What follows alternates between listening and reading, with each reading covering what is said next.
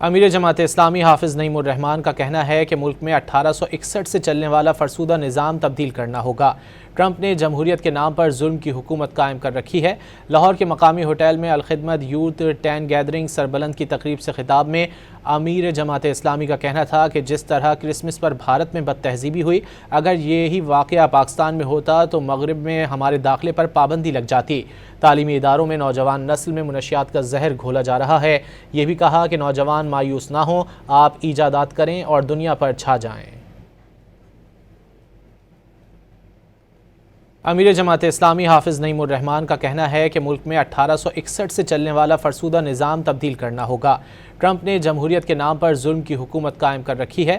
لاہور کے مقامی ہوٹل میں الخدمت یوتھ 10 گیدرنگ سربلند کی تقریب سے خطاب میں امیر جماعت اسلامی کا کہنا تھا کہ جس طرح کرسمس پر بھارت میں بد تہذیبی ہوئی، اگر یہی واقعہ پاکستان میں ہوتا تو مغرب میں ہمارے داخلے پر پابندی لگ جاتی۔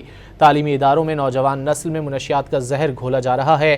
یہ بھی کہا کہ نوجوان مایوس نہ ہوں، آپ ایجادات کریں اور دنیا پر چھا جائیں۔